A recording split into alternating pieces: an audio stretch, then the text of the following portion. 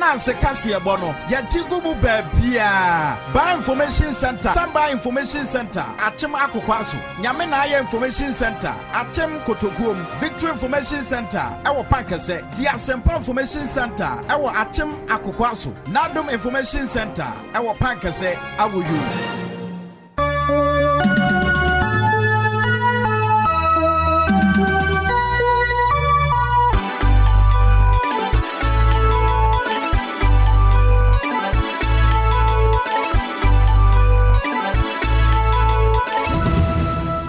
Abo enyupre no nsia Ghana disimama ye mamunyina ajo mama kwaba edemoba Ananse wane nai echipo enkron eso ene dai brosun sensema hodo a yakọ emonten so akọboabo no nyina yede ba besom kasebo kwan so na nwumre ensemo yede ba no edosu sei bebre ne wobete ye bedi mu akotene bie ene se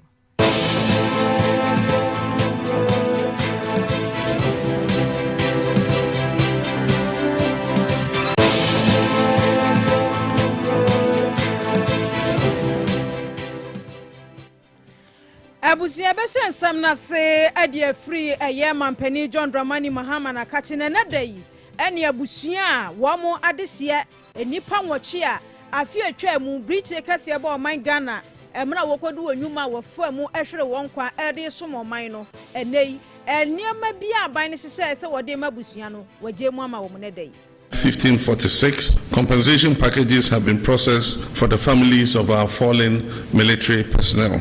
Today, government formally hands over these compensation packages to the respective family. Abusia yebato so ne aboso akoye ni mu de ye achiremu e wonsamfu from dia. Ene da ya me ne wo kasei aban lawyer pani de aba betudwa se constitutional review committee mo modwuma se wo man Ghana ya mamra no wo mo hwehwem ne nsakira ye hia ye nye no wo mo de aba wo mo sei sesia no ebe yanka mampani mfinhia nan ye yo mo kɔ ne ye nye mfinhia no mne ya ban no adi atom. The government has accepted a recommendation to extend the term of office of the president from 4 years to 5 years, with the term of parliament extended to correspond with this. Our thinking is practical. Nabusia babo remu wapuemante mu na yakopiem wakwa Westminster no emuwei ebisi da wei enedi kan kora. Eye wa mo media stakeholders review meeting akoso ewo ho nsam no dodo na na apie wase. Yeshia ya bota ya niso ade ho the coordinating director ede nyina atodwa ama mo so mate ase kakra meka sense ntro for mo manisi ha mo obia hu education adesua yesua no hai ne nkoba bia ye bato aso ne de ne achemu e won krampomponi mantam adwowulu eye akramo ekwan ne so abusua kwanhie si na eye Benz sprinter yi bia esun suku nkwada ma duba ko ene ya ye kasai akwa dwura tipa track mu odwowulu abusua nya sam ketwa victims no ye ko ye hu ene se tipa track se double axle mu bi a che se akwa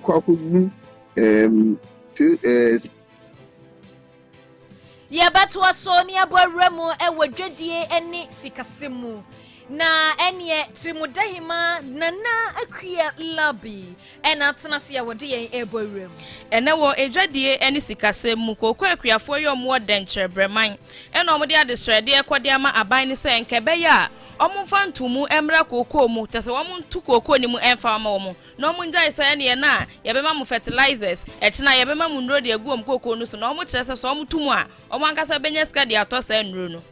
that ni eduro no njai no to kokko ma ye sanse fat no ne bo anyadin eduro so bo anyadin se wa to kokko na akwa ha ya metuma metumi e kokko one bag atoto sa ne oma no aye mejuma enye na ye betu aso aboremu e wani gidie kase mu na abre wona na se wa akoto atena se ode ye ko ene wo eni gidie kase mu ye beboremu e wo Reverend Dr. Phyllis Benis wono minister Methodist wono na de nsem bia ba betudwa wo kirem se wo ye wo ba enku ho nenka se wo de wo ye woman king wasrew jai na obewu akọ. No, don't kill yourself, sister. Those people were not working full-time outside. I can't also be the full-time mom, full-time housekeeper. It's not going to, and I'm also a full-time minister. It's not going to happen. Nabusia ene akukuruhwi ase no ano aye dene papa na yebeto aso e de ama hu abusua enwuma go ne doso ene kase no aye de brewo no enya asam ketwa emu ode sanu manampa na enwuma go ne doso ena wo mu atabri sikapuduo de asunya se wo ani kyeremu ewo ke heba mpani fo akachi a wo de anobita se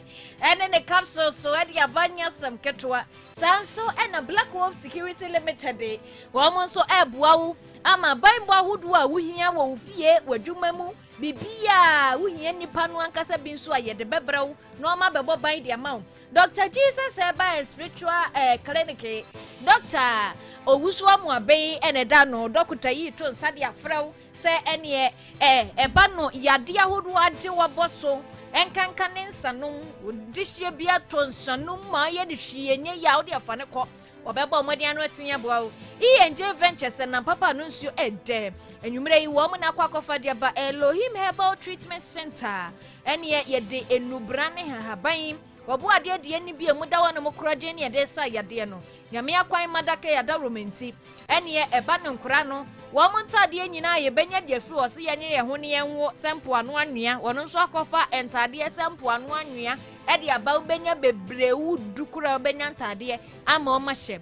SK in Cancer Company Limited duadwomfo no wono na ne wode enua enwe niema pa atimi ama yen abusua enya asem ketwa na wudu ani kyeremu e wozegen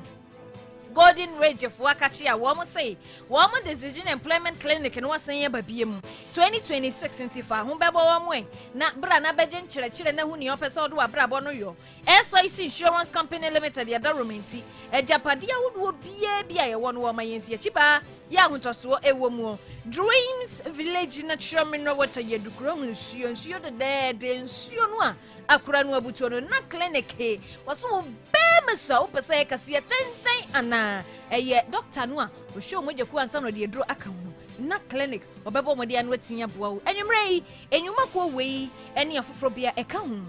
abusia D&D Nursery Company Limited samen kancho se wo yekwiani wo pekoko ne ya na sini bia dua abe wo pe mango wo pekube ye hia ne so bebo wramu e wona kache no ba ba GB Dreams Media College tetew ama waba yense ntroni mapantifa ho ekobo wo mo ICGC Eliezer Temple samin kancho say 2026 wo mo Sunday ye wo mo de no eba bio ye Kairos moment baso life and color intabusua dru hon ma ye nyina ye motwi ene trada na ye nkonkosum nyame enumrei ene wudwani echiremu ewo YouTube edam tafa ewo hono mu a enya semketwa eye Ananse FM 104.9 Ananse FM 104.9 Boram hono mu na be join ye like na share na fa join fa to wase ensam no eye one kasebo one video one kasebo one picture be diwadwa na yentimi entu embom sanso na information centers no wo mo doso na wo maso yase ya de kase no ebre wanwumre news team ni nyina tachire wo bete eye trimuda himanka so de adwade mbebabre wana na se wa koto se ma yenkuye ho eye ni dide kase mu sanso enana ya obema ebo modin a atimi atwa YouTube na tum no apie piani na gum ni ade a na anwumre yi ema ya ye betra ye de yesi ye beku ye ho e de amamu eye me amadanso wa abiyam mene menuaba ajuwa pinaman kokofuhima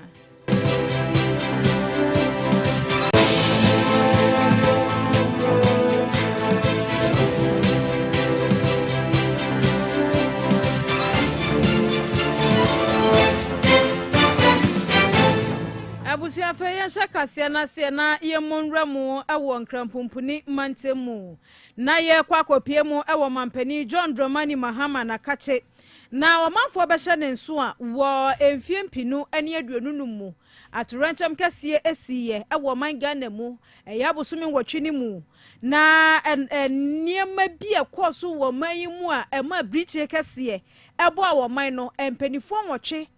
na wo mo kwakwodi wonwuma ewo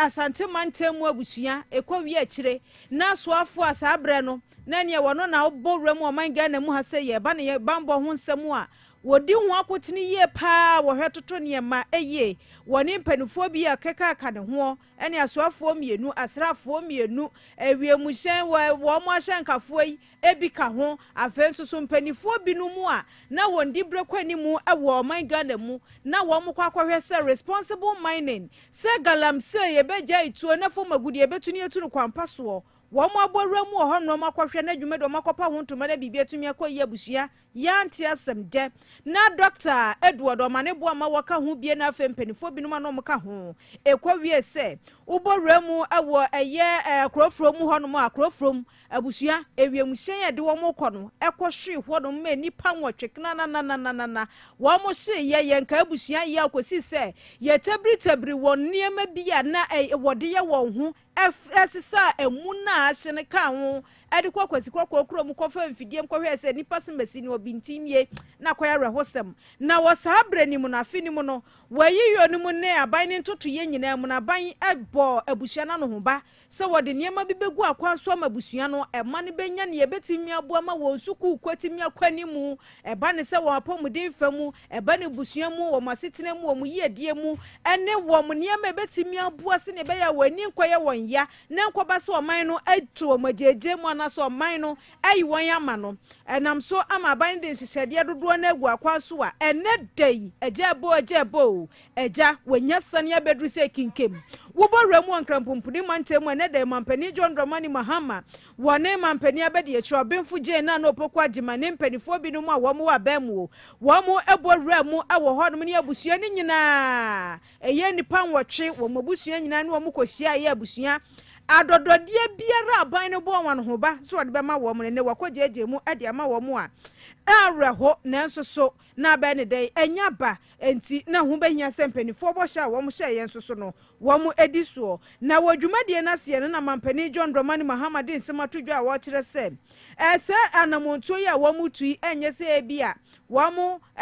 ye bi kekeda bi wo mo de wo mu no oman ni mu no oman no eyade ya hwini papa esanse sampanifo no na yadwuma wo mo kwakwa de abesom oman Ghana ene kwa wi akire fofia ntoata na adware abam ema sa to regem we ebesi ye nti enane ma na wo mo de ma wo no wo mo de ma wo mo se nyese wo mo de ma wo mo se humobro na mmom se ne be ya wo mo so be kai se ampa eba ye mpo wo man no adwene wo mo ho. We gather today in solemn remembrance, but also with a profound sense of duty and national responsibility. This occasion is not merely a ceremonial gathering, it is the fulfillment of a promise made by the Republic of Ghana to the families of the brave men and women who paid the ultimate price in service to our nation. On the 6th of August 2025, Ghana was plunged into mourning by the tragic helicopter crash that claimed the lives of distinguished public servants and gallant officers of our armed forces. They served this nation with dedication, patriotism, and honor,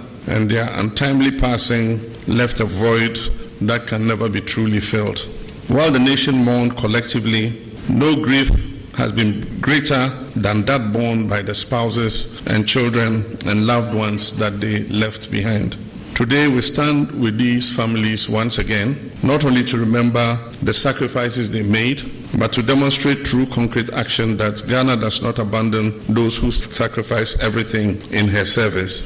On the 3rd of July, the Accra Circuit Court, acting under the Workmen's Compensation Act 1963, Act 174, awarded a total compensation package of 13,872,962.40 pesos to the dependents of our 4 civilian officials who lost their lives in the tragedy. Similarly, in accordance with the Armed Forces Regulation 1992, LI 1546, compensation packages have been processed for the families of our fallen military personnel.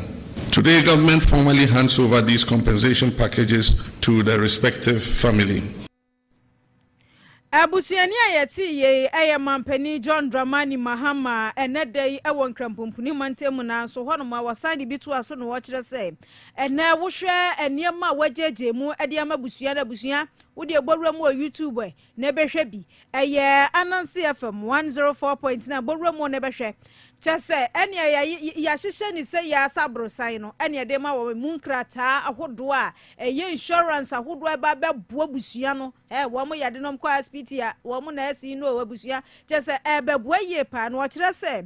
san ne dai dwumadi akoso yi a wode asom wode ama busua no eye ade bi a enye se bi a wo man no anase mpanifo tena ase nom so ye fama wo mo na emom da bi o empanifo ne ye mpanifo bi a wo mo beboa man ni ye pa se na odi kan ye no nanso so wonim se sa niema ye na wode ma wo no enya de ebetimi ade atoto se anka wo mo ti ase a ne anka be ma busua no ena sa niema we a wode ma ma kyede na man no ade ma busua no enya de bi a ye ntimi fa nto wo mo nkwada biara da ye ntimi san fa mo mo ma ena entumi nso ma meka se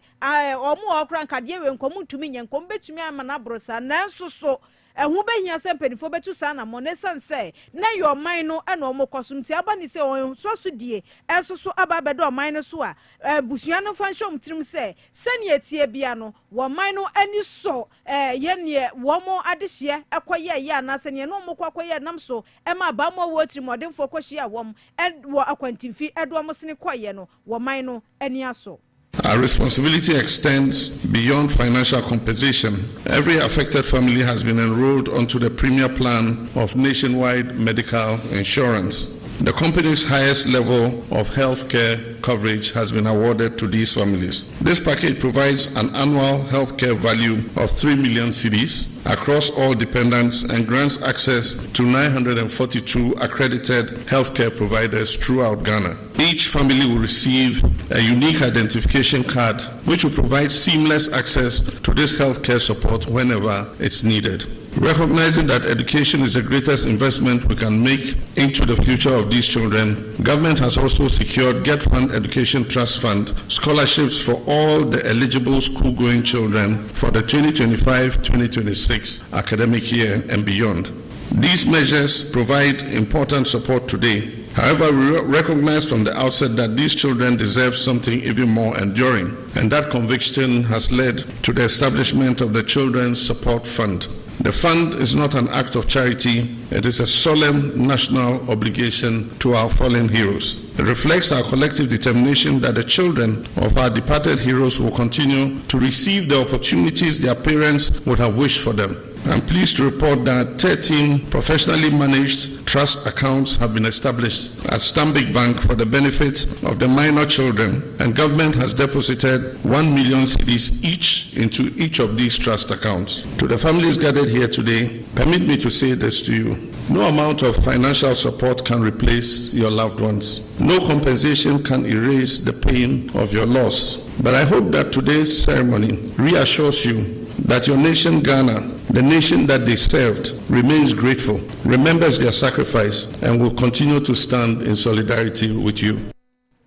Abusia Mampani John Dramani Mahama wakasa jina tumse supo hini no. Au. Asefem are ho nanso so na me se wo hwe se ne abusua yi ba na nkwala ibi ni na mu abusua na chesa kwa are ho sempa na nyame adom osa na abusum ni de to so nsia ene afe asa to renchemi esiye na wodwumadie no emumra mampani ede eniema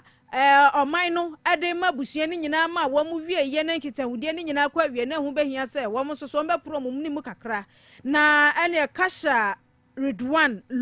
Limuna wono ene gina busua ni nyina na mu wono so ede asida piesie ekoye ede mama mpani John Dramani Mahama no achi nso aban ena Ghana fo nyina se ba yei no munim se wo mo yankonam na nso so se wo mo yankonam wo man na kire wodopa de ama wo mo o manfo mpaibo wo nkura nhyesem empo ayeyede kesie ye ne wo man no mampani gina man na mu nyina da ayama wono wani aso. On behalf of the Limuna family and all the other 7 families, I wish to express our heartfelt gratitude to you and the entire presidency for this generous gesture to all the families today. Since the passing of all our loved ones, your continued love, kindness, and unwavering support has brought us immense comfort in this very, very difficult time. We are deeply touched by this gesture and will forever hold it in our hearts. Assam Kushun, Mr. President. Thank you to the entire presidency, and may Allah richly bless you all. Ye kasa Ridwan Limuna wano ene jinemu ekasa ye edema busuya enwoche na wan ade hye nwoche ekosia won kwanhye wo ye mra wo mokwa kwaso moman Ghana no enede mpanifo ebosha wo mo hye wo mo nyina no wo madi so ediama wo mabusuya mu nsem ene edi asom wo no ma yento aso ne emoso enkoye ni mo yede ni chiremu ewo sofo hwe wo man Ghana yi eya tantene ne ho samso no kure James aban lo ye pani ye ro Dr. Dominic Akrutinga yinne ene wabegyina simpie ni apaso eden sama wodo atimi atudwa na ensama odi beto dwa nyina efri emrebi anasa ne bese na kakra ni abegyeko ye pa wo mo so man Ghana ya mamra no wo mo nsan kwohwehwe mu biem na kamia kwa ese eniema ni bebre wo ho no mu a da semu nti no emra no se baabi ehodwo se den yo baabi nso no esi yetimi hye mu kena yetimi so di bi hye hye mu nti no ya pa wo abegyeko bi so wo mu ni se adwuma ne mfama na wo mo akotena se kura hwehwe mu di wo mo nkrata abrema mpani friends white paper no na we di wo mama na ho anchi fin yo ene den na yewra Dominic ayene aba modin abebbo mu nsem bi di a kire ye ne wo sei ene abegyeko ne kotena se no wo mo so wo matena se ye hunu se wo man ga na free se ye wura kabi ma menka bi mu na yankase ye to abayi ya man panifo ye ma wo mo fie nan pe na wo mo aba besom se na dwuma so ani ano wo de fie nan ba akwa kan ho na eno no atimi aba ba ye emfinhia ne nwotwe na sadie my Ghana kwan ye fa so aye ya manyosam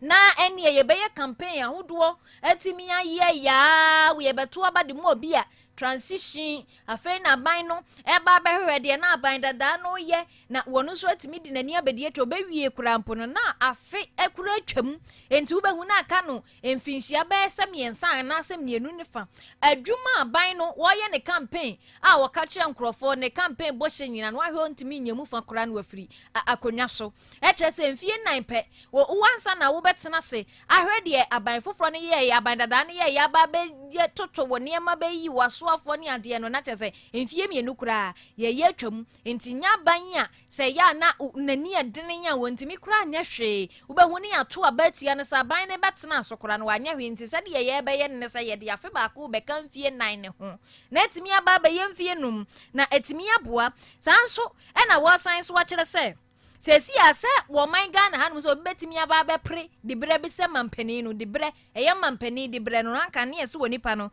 wadi mfinhia na dua nanya ena wo betimi aba be pede na eno no enei empanifo te so de gosi aduasa num enei yate so de aba be mfinhia aduasa enti wadi mfinhia na aduasa na wani so de hunu no na wotirimu adwen ye papa na wanya amanyoko papa de ho abonode a eni wo betimi aba be pre se mampani sanso na abowura mu e wo memra hye badwafie nso a yesesi ano wo mo no ye de ayi rula ba beto wo mo ho emra hye bedwafo ye beyi wo mo ene ye ba be pagya ni nyina amana kwakosi eye ahasa 300 na 300 no sa emra hye bedwafo na 276 no wo de wo ho no dada na kakra na ebesoso no eye ma ye nuanom a wo mo didam ene nkora a wo mo nso ba ye do mo awura mra hye bedwafie ho no mo ma hu sa de mra hye bedwafie ade te nti akora no obenyi no na wonim so obeye mra hye bedwani a wonim dada. The government has accepted a recommendation to extend the term of office of the president from 4 years to 5 years, with the term of parliament extended to correspond with this. Our thinking is practical. Under the current 4-year cycle, the early months of every administration are consumed by transition matters, and the final year is largely consumed by elections. A 5-year term provides a more realistic time frame for the formulation, implementation, and assessment of government policy. The committee recommended that the minimum age of eligibility for election as president be reduced from 40 years, currently in the Constitution, to 30 years. The government has accepted this recommendation in principle, subject to one modification. The minimum age will be 35 years, not 30 years. And of course, the details of this will be fashioned out by the Constitutional Review Implementation Committee. The current threshold of 40 years excludes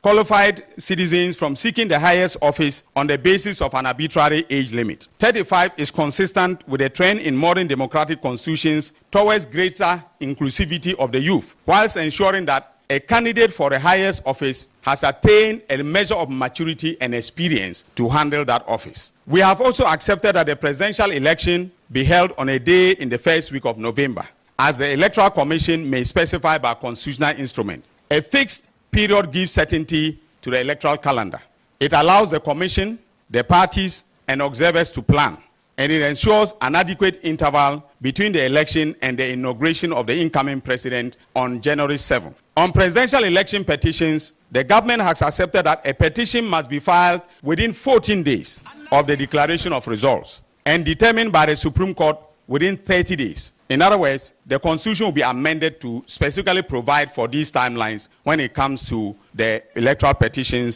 to be filed. Eni etwago ye Dr. Dominic Ayine no de toa so no kire se si abato no ye ba behwese ye de beba ye November busu minimum nti si ye beto no December no ye de bi achi November na yetimi atoa so aye nhye ni nyina no achi no se aban no ye nhye ye se mampani bia wo beba betena konwa so no wonni wo pe se oba be yi asoafo a wo pe se ne wo fiefo no wabusuafo na aba be yi wa mu a enye ne wo pe na abetinya ye de omo eno eba beduru eye aduosia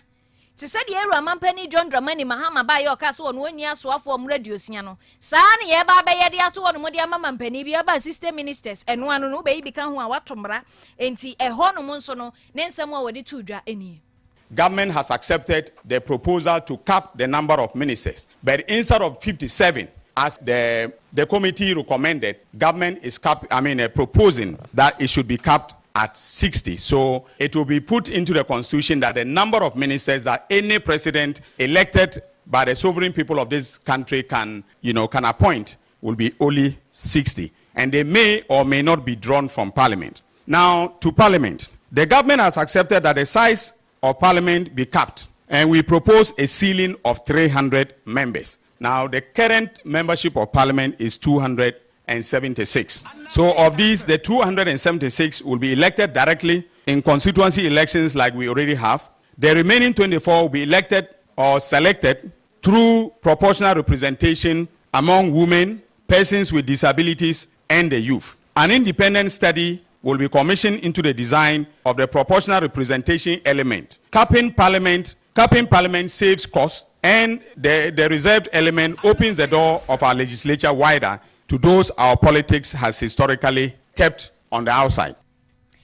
Eni etwago ye Dr. Dominic Ayine na ebusia awie eni ewo hanom a na ya nopam ho a eni beto dwase anka ne maslok pani ya no da no ma me sedina tamaklu atuonu ekane din ho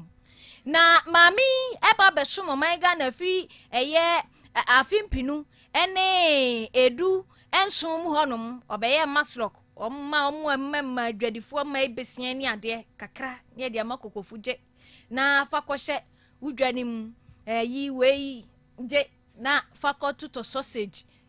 ya bema na ye abusuya ye kyerem sɛ maame ne kwan yofa so kyikyɛ sika no wahu bebrenu akwa akodi ni botom wahye sika ni sɛ dwere be abɔ man ne ka sɛ tu ɛne nti ye de ne kokogina amra no afimpinu ni edunkron ɛne ye de ne kogina amra no ɛne afimpinu ni adwonu ni efi ase di nasɛm ho na maame ne sɛ no ho mfa no otu kwan ɛne ye ma ne kwan no okɔhye US atuonu beba atuonu amada eni afimpinu eni aduonu num ya ena Ghana lawyer for say da bi abroso dodo wo mo twere krata de call US for say mama me ne mra na omra meyi mu sa abra ni mu a ena koto de bai so wa mane mfinhie du won kwadam ni wonya dwumaden emfa so mo mai Ghana mfa ntue sika no a wahye no na ne wo manfo kasa we de mra ya adwuma wa nche eni ye de mama ne ba obabedru ye no wo be say handcuff ena gu ne nsa ena ye de no call prisons ena ye mpanyifo be kasa mpa o prison service bi say o ya ma no flat bi odem odwodwo so o di flat bi mu ena ye da sore ya na lawyerfo abomodi ade asem na kopie mu wa appeal court ama appeal court say ekwan ya kwadu bofo efa so bo maame ni kwadu na enfumso bebre wom abusuya ye de ntansa no makomako dioson wotwe 78 ene ye de ball no wone owura ba ko ka ne ho ye ma ne mfinhie du ne mo owura ne mfinhie num ene ye de ball wo mo enei appeal court say ene ekwan ye omofa so wo mbo ne kwadu ne ensen ne animu ne ade woni pa ne kura no woni ha enti ne yedi kan kura bua ne fo ansa ne yedi kwadu ma ye asem ne nya ne se ye no ya prepra ne hu nyina ne hu so sabrobe edu na yewura do me ka ye ne sei ono de ensini ne trim na obeka se ade a obeye de we de mani na ewu no se ne omani na ewu omo file appeal wono as attorney general no wono so de na appeal no court kesiem se maame no aye 10 years na free ne so no so mba no aba besom ede edam ba no abedamu a ti so obi presidential pardon ni ede na mugina so amutimi yes anti wo say maame no asem no wono so betwe ne twan amana ti say te.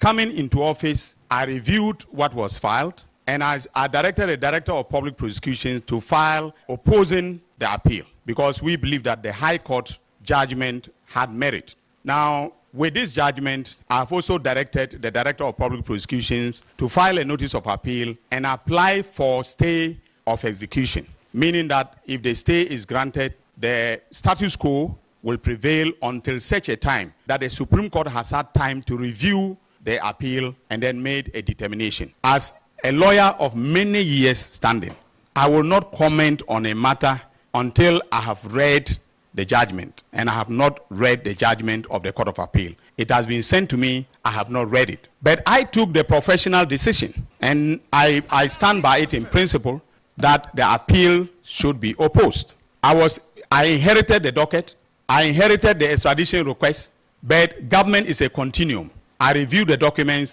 and I worked on them. So this is a principle stance, and it is a stance about accountability for this country. It's not about individuals. If it were about individuals, let me tell you, Sedina is my friend. It's not about personalities. It's about this country. And I'll take the appeal on to the Supreme Court. And to tie it on to the question about face saving, if you look at me, I'm not the type of person who fears losing face. I am not doing this because I want to save face for either myself or the President of the Republic. I'm doing it based upon professional considerations and also on the advice of the excellent men and women who work with me at the Attorney General's Department. So we'll review the judgment, you will see the grounds of appeal, and I'm sure at that point in time, we can all have a discussion as to whether or not the appeal has any merit. We yes, wa for we shot and ne ho sem so my Ghana no say. Abusia yan to aswe.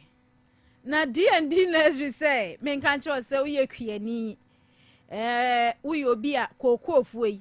Wani ji hu ye pa wote se mesi kwaku buate o te ayi. Achemosia so ande chese ne kokoo fu no won fa ni agoro. So ya no pa no okwa ne okwa ne ni ye nyina. Me ma me be so 50, ono be so 60. Opoku be so 45 na chese ni diso ohun na eba ni say na se yedua kokoo na busu obu onu ma ye se yefre bibi atodwe no wo bi kokoo bi timi kote no anu akobo na todwe wase be kobo todwe me pa cha eba ni sa se kokoo na wokote ne yade wo mu a wudua ba se wode no se na kokoo ma ba wa na so ye kokoo se na kokoo ma ba wa na mi hu ni ye me pa cha todwe na aboye no kokoo na yade wo mu ebu won so ya shada na se pa obu on mo so mi na se kokoo ni bi miton bi nti abetobi obekọ no yade se atwom kokoo na ye na se ne foforo no akatenku a na achi ni frase ye ho no wode benti wonyi nyina akatenku a eti abushia wo mpe ha wo mpe ne toto mpe no ama menkamfo D&D na azuma me se ne ani ehun ne edi wadanse me no amwa na antipent minim ne meka me pa cho borum no ma kokoo a ya na se no won benya bia ma afa nso wo a wani je ho pa se mango be mangufuo no wo se eno so sika wo mu pa no wa borum ho wo benya bi ato akwakodua kube akoda bi se kokomot tibe wo borum nso eno so wo benya bi ewo ho afa abe wo borum wo ye mansiri mu ase ya wonim se abe ho adwuma de ye mfani agro me pa chokoto bi na wo so duadua bi na mo wo ye pa na wonim wo borum wo ho no mo a kire se wo man kasa no sene wo mo niema wo mo ye no ni nro ni nua ne papa wo mo de mano bai ni die ni nti no asase bia efa enti boruamu a ona kache na kwaji ni nyina bia akrado a wo kwa wo nsabeka bie enti miamia mbeboboso e boruamu wo ho ba bia ben bia kọ na kwaji wo de wo eye mama so a teachers quarters wo benya bi wo ho ho number wo betimi afra 0241 392414 na wo praso kuma so a uboram wo ho a wo benya bi ewo ho 0553 385 194 na no so wafre prasu kumana ne mpanifo adi ho enkomo na ubowram onyafo manso ne mpatam so de abusua nyafo man kroni mu ankasa won so benya bi wo ho number no 0207 496 001 now ni D&D Nursery Company Limited adi eja Dreams Media College enso so ayesua a aba mansini mu brumatifi mansini abusua adishi efre chichi ni benche ebaje ntitiye no enyasem kumo second badge enche wo mo onso behwase first badge nei wo mo story say ya wokase ye ntwro kora de na chese wakuye betwra ma sesi ye ni nyina eye ntitiye pa ye de ama wo mo na me se practicals no wo mo fa ne form etifa wo de hye ne bra bi wankasa nso bra bi wo ye kirekire ni wo ye kuani wo ye doctor ni adwuma bi aye wo ye sofo no kora de nka me ne mo anka mrika na mo de aba etibowra mo Ananse FM video ma na be fa form sebusu e wachima for Sulori station ha na waba no aba be fa form sanase suku na kache e wo new abrem edwom ho no mabrosan foforo na ni post office ni di nhwani mu no no abowra mu no akwa fa form se ba ne nsantwe adwuma no ho bibia ye kire enti no ma hwan ye ha no aba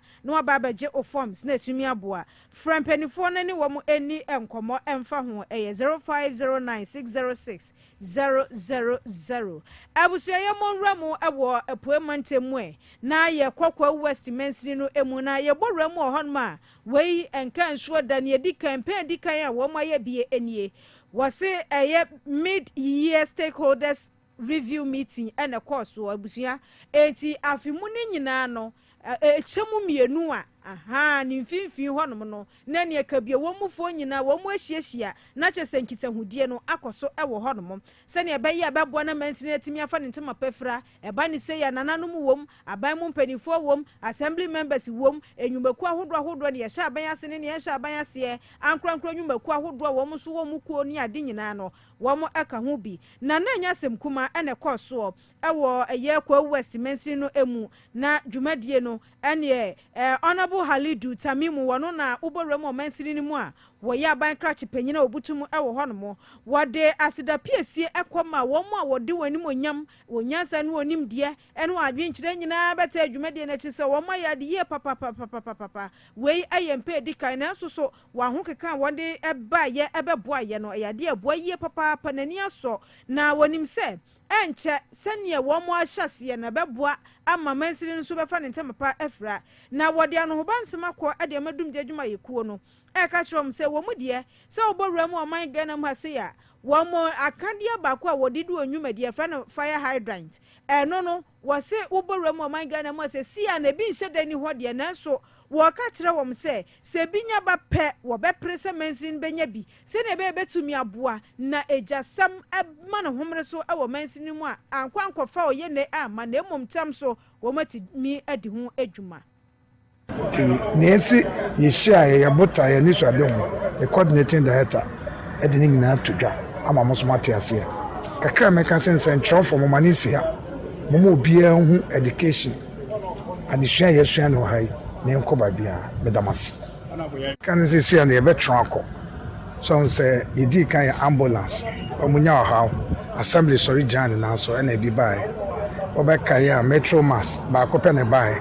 assembly through my coordinating director ye tronko district and Monday and you know that should tell you say Ananse ye fire service forecast I say big bag and kwadia ya promise on say big bag everyone koko say metro my 100 penny about the whole Ghana no call ways on kwa mom yensa that should tell you say we are working until ye shebo but ye can say big on mind more e kwampa bi e be fa so ani ba bi e be twa na ma kwa west anya new one ebenya se say ya na almost omo pick up our the ya entiapo assembly crown vehicles a big challenge aye to na mo say e be pebi account ntino ye be guso aye ne kakra sa ko say e be beba na e be ba ye tinabo ani ayati ye aya ban crash panyina obutumu ewo eye kwa West Mansini no emu Honorable Tamimu Halidu ena wakasa no nananu si ye kwa West Mansini no coordinating director hono Reverend Daniel Nkrumah wono so so akirekire mu no wo kire se wo hwe oman Ghana mamrani mu a ɛwɔ mu ɛna afei nso kora no ɛyɛ mpɔtɛmpɔtɛm amamuo no ɛnhyehyɛdeɛ mu ɛwɔ mu sɛ mansini bia no ɛwɔ safi bia wɔn hyia na sɛ kitahodie na sɛ nhyɛmudie yi ɛkɔ so emprenu ɛwɔ afi mu bia na ɛwɔ yi a wɔn ahyɛseɛ wɔnim sɛ di nsunsuanso papa ɛbɛba ɛyɛ afenase a ɛyɛ ɔpɛpɔn busumi no mu na afei nso so no ɛyɛ kitahonsa busumi no mu nti wɔn ahyɛseɛ deɛ wɔn nim sɛ wɔn bɛkɔ wie yɛ pa ɛnɛ dwumadi a yɛdi yi ɛda ɛkwan mu pefee sɛ assembly ayɛ na ehia data information bi a yɛde ɛbɛyɛ yɛ adwuma yɛde bɛyɛ planning wonim sɛ ɛyɛ medium term development plan na mu ana yɛyi action plan afi biara ɛde yɛ adwuma nti sɛ yɛnhyia saa enwumakuo yi ɛnhu wɔ mo sintɔ wɔn haw ɛne kwan yɛmfa so yɛ wɔ mo adwuma a yɛnya saa information no ɛnfa ɛnyɛ deɛ ɛtɔ so bio yɛyɛ assessment bebree deɛ di kan yɛyɛ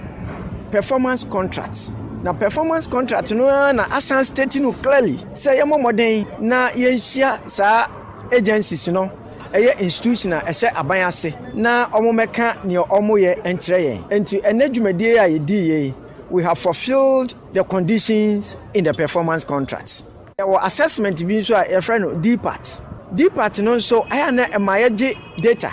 every saa institution ya ɛne yɛ no ɔmo hyɛ yi ɛho government institutions enti sɛ saa data no yɛn saka no bra no a ɛboa assembly no ɛma yɛtimi data no a information na yɛhia ɛde report on D-part no yɛtimi kɔnkan Ani ayati ye aye Reverend Daniel Nkroma wono ena bowura mu wɔ West Mensini no emu dia wɔyɛ coordinating director ɛwɔ hɔnom na ne nyina mu no ye free hɔnom na ya bowura mu ɛwɔ ɛyɛ Apostle Kwadwo Safo na kache abusua Ghana mu ayedo emu ayede na me no kasai enya asem kuma ehuru se potomprom sa benkwa ye mu nam enkwan ni nya baabi mfa na nam so nya baabi mfa na emu abobe no sa na oman no emu huru na ni nyina ne se yenka bi hye mu be na nsa ne na beto odwa se Apostle Kwadwo Safo na mu ye hu ntotoye o kɔto se o wode ne nsa to so na fuadu enti aye na ma so me no kasai yenkɔ ne nkɔpie mu gomon potai aye no ɛkɔso gidigidi a enya asem kuma nanam so ama eba yomafo bi bisa sei nanti aba ni sei abusuan wo mo bekɔ hɔ akwa kasa wo mo mprima ye ne maso ana na abusuan ne twɔtwɔfo waba abonte abɛka sɛ ye doctor sian no sɛ ye kwan ye ni ba bia akɔ ye nkɔ ye hwe na wo mo do mo hu sɛ we ye yie enye yie esanse yi a wo be ya mu yensie ya ye dikan ya yi ansa ne abesie mu de enye yie etu omo de emra na omo de ye adwuma emra na akasa omo de omo nkɔ hɔ enkonkɔ ye hwe na wei kwakɔ ya abakɔsɛm a Honorable Sarah Adwasafo kyese wono ankasa wo hyehyɛ de ato wɔ sɛ wono ne nipa wo dikan ya wo ye yie a yensie mu na me kale me hu ni sɛ yie because sɛ mo hwɛ ayi Ghana mamre mu a ma hu sɛ ye yie a ye hu body me hu bi da o mi wiase kopem ene de em say adwo make history say obeye yi so be papa yi na ye hu body ni da ho ana ye ni da nipa da ho na oso ye yi na we use brofo say o wan kasa papa bre ho na be ma be fitting barrier ene ne ye hu no ye jan ma nyankopon abusiantu ojane ma nyankopon wo mu ntimi nko omo de wo mu ni ahoden a wo mu de be ko omo ko wo mu ni anu omo de be ka omo asem wo mu je ni nyina ma twede ampon nyankopon abusia me ento akase abone so na memfa wo nkopie mu ewo enkran na na edum djadwumaku ewo hono ma me yate se akwanhia bi esi ewo djowulu ko eye akramo kwan ne so ene da ya na wodi wani kyerem hono ma wo mo kyerem se lower primary enkora bi a wo mo te eye Benz sprinter yi bi mu na wo mo ye makomako du baako ene wo mo kai akwakodwira eye tipa truck bi na ADO1 Alex Kenati ene sisudua e kyerɛ yen ya wo se enkora no emudu eprepre mu eden a ebi nso ewo ICU inyan ntiese accidents bi si wo Fiesta Royal John Kwan so into rescue team if headquarters able free. Unfortunately, not traffic situation very difficult. Into me could do on na incorporate me victims no na you call it who and say a tipper truck here double axle will be I just say aqua could Benz sprinter bus. Now you should use Benz sprinter bus no na school kola team a school a wa shaman Tibas no the TNC ya bus no de nkwala no free a shaman e de omoba Accra. Enti no at that time na driver no we see or they all bo akola kito ba akoma no across e kwan no. Enti na bibi our parking no so no major to say if you are driver no stop parking na enye kra. Enti tipper truck no all year overtaking no na say losing control and didn't know car na nkola no 18 nti no enko reach na nkola ba 11 and na omo prepare nti follow up me say omo 10 year omo prepare different degrees of injuries I be mo say proper 9 attitude. Any a jago ye AD01 Alex Kenate would any chemo e watepa circuit court one more remande enipa mienu say one more enkonkosha posifo kukumu he sign na no would any chemo abesewa forest plantation and what have one southwest district anymore any etuo ye kototo ye gu forestry commission for womanipa baako echi na nana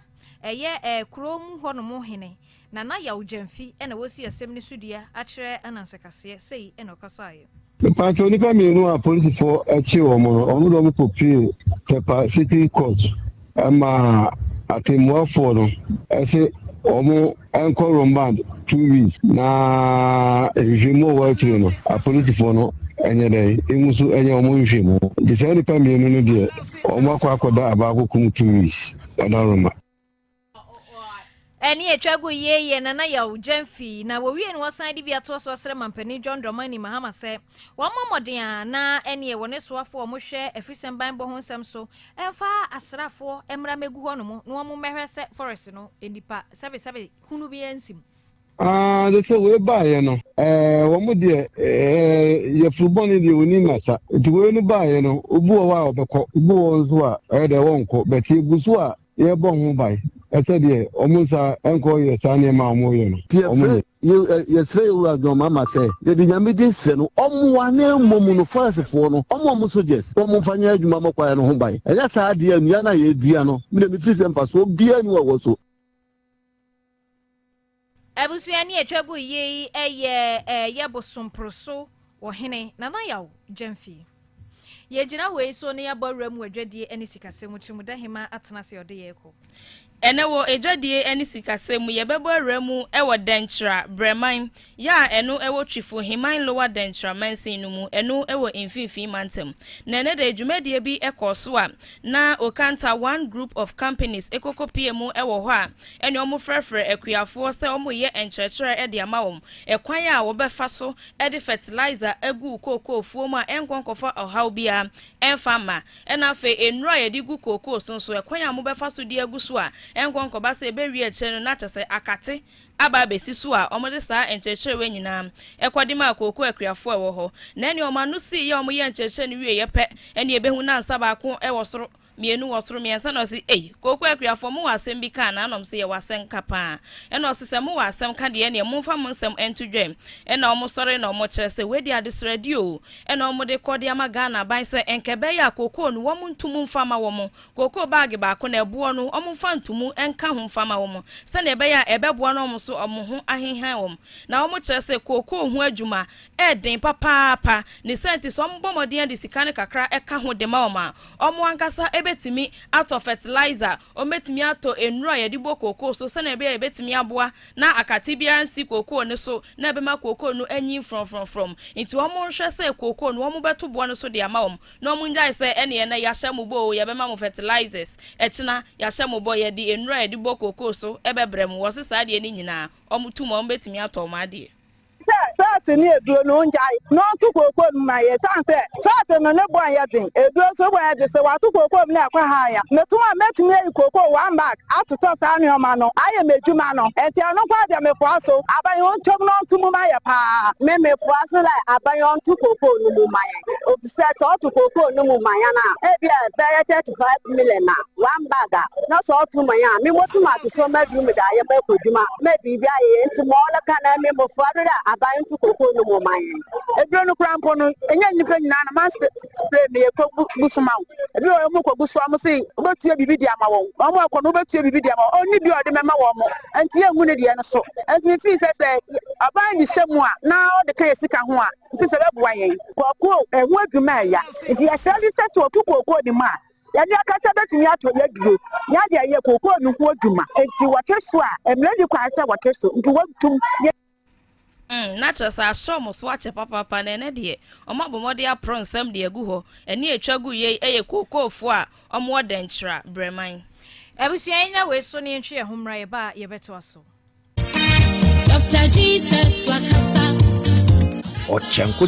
a yɛde atumpa no kyerɛ wo kasa ase ɔtia nan kanduru na Dr. Jesus ɔso wakasa ɔboɔ fada de fa ɔno na soma ne ekiri nam tutukɔwre nyankropɔ ama ne nsafo anson so afam bua daba ne mpɔkyerɛ ne ama ne enyi yarewa efiri nyame ma so eti sunsunsɛm ne ayaresa de woyɛ ofrinti frɛtɛ jagadubɔfoɔ eti sɛ yɛ sunsum a wade koko baba so wo a ɔsa ɛhawo ana sɛ bia wisi sɛ bia kronto okɔ kɛtɛ so ano adwonso bɛɛma wayɛ mmerɛ wɔ mpam doctor say yɛ wɔ kadwo kodwo tɔ ana sikwa enti ɛnya wo hawo kra ɛtwerɛ fibroid low sperm count into obema wo hunsu ntime ngoba ana wo stroke hawo sciatica ana yade bia hawo no sunsum de ene honam fam de doctor etnete yade a woni hu mmoa eye kompo dompa abu enti si abotre se de egu fufu so memfa ne number ene ne kira kwan ema wo nkokɔ kede ana afi abrem nkokɔ owasase aban junction eben oboba village kede nso owo kede musie o Mr. Otin abro sign achiwa ni wa abrem nso so owo Southbrim bank dada no achiri wa friend 0248 562430 ana 0242 40 29 86 Dr. Jesus ana we ofrintin frete we amansuo amankwa amame amowia ewo sunsunsem eni ayaresem pia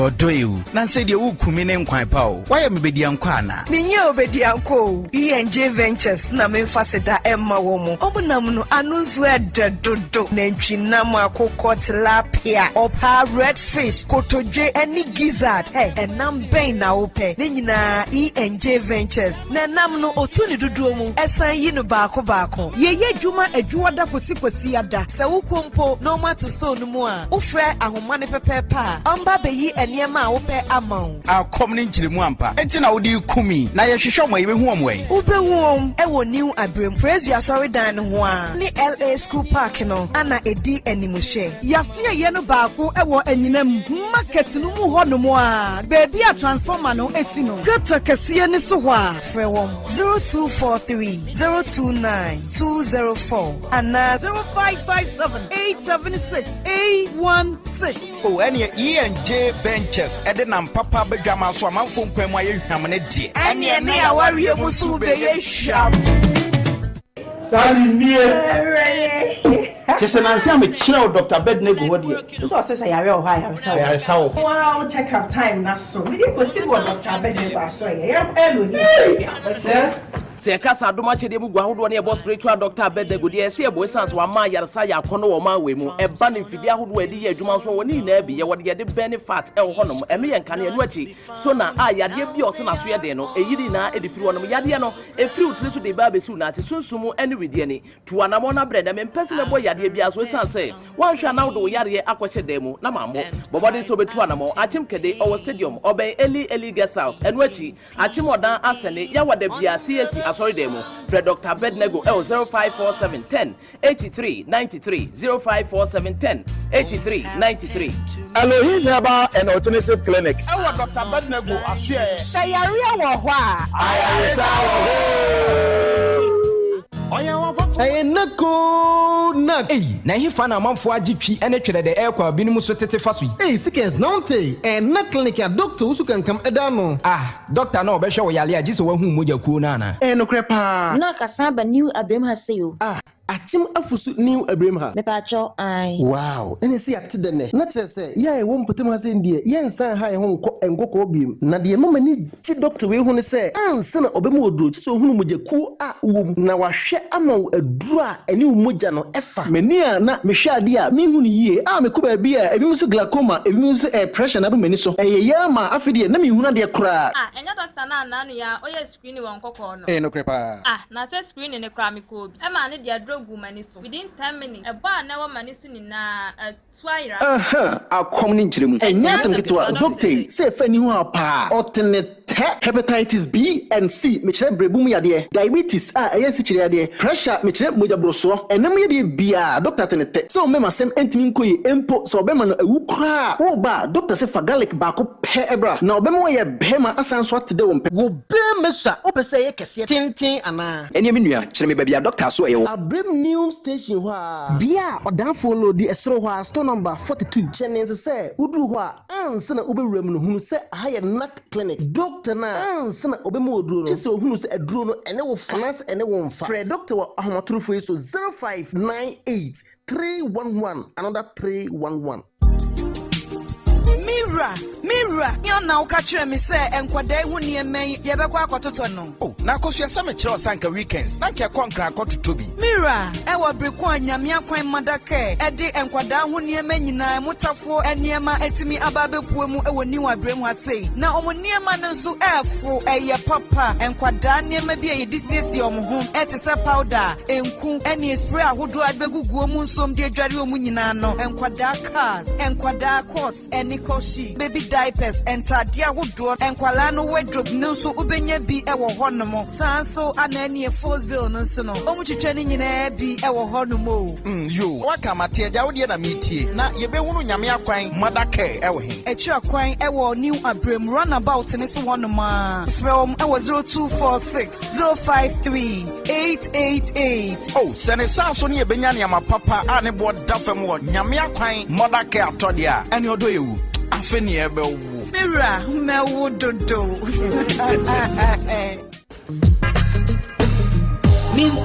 Kotunto na awaya ukowari na udem nyina soko nkonwa ne mpa kese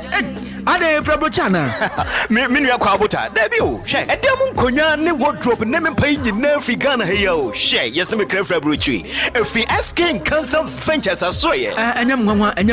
enanu mi twempa eniam sum honum pa no jai pa je yire empabwa yi omdi chechemu bi mo friends anyampa yi shurage just SK nankasana we too much chef se ban stuffing chairs papa sofa office chairs and dining tables any chairs ahodo nyinara me say e ban papa wo beda so yi open wardrobe no all sizes e ban center tables modern TV stand na kitchen cabinet ne de menua jai matesefu na kanyina so ya chese wo ye mane fepa menua enye se wo kan obeya mana ye fa ma wo kra wo kombedo wu ka che me kombedo wu sai oh debi na woni mi se oje apprentice e kire wo madwuma na baby a do wuti beto krampo de woni problem afin so wo asu adwuma na wi opese obeye work and pay SK Cancer Ventures abiebie no krabata na to apeti bebia owon kokwa manfro munya trabo so ka to banse ni fa so pe ena buadua owo Livingstone Junction abrosan fitana se honom pe asaman kase ubehunu Jamestown Junction achimafosu oben Diamond City Pub e wa brem kwan no so a ena ni wa brem oni the late SK Buafo Dino ne di hwe anim na main office ne de wo achim mama so for SK Cancer Ventures I was 0244 960 988 0244 960 988 chese eba no bibi em fenu anya dia SK Cancer Ventures odemu fua Anobites here drobi anamisisi pa ya me yaye enso me no anobites no aboa me adono manumbi na me to ase ntini mu na etwetwe me pa na mu hwehwe me se de nyame adom nyina madro no aboa me papa na me ne me rekompoma enduru 1 minute na me ho aba me nom one bottle ti sei me ne yire da be 30 minutes nti madro no de eye pa adro friend anobites de se manhia nka ahadwene de na ya de ahogo bibri aha me ne so biri me sai treat hypertension me sure cross na diabetes we ko na me tajo so be na so me adu no bia me num ahode ben asan sesa me mema yam to efre me Abdul Jalil Shaibu na me wo haw bi a eye se me ne me yere ehia mu a sesia na me ho asani me ma me tumrika ekoto obi me no me ye no yare no akọ asa no bi kwese no de do fa ase bi sie ne ya to ya nso no me ni nyina akọ Anobitas ne capsules edro no ye no baako enja baako obenye bi ato ewo New Abrem Samuel Frimpong Drugstore Achim Afosu Manager Drugstore Yaya So Adesna Hwiakwai SNJ Drugstore Nkoko Isaac Pharmacy Oda Ochiniba Drugstore Kede Hair Repair Pharmacy and a pharmacy ni chemical shop bi e wo man yi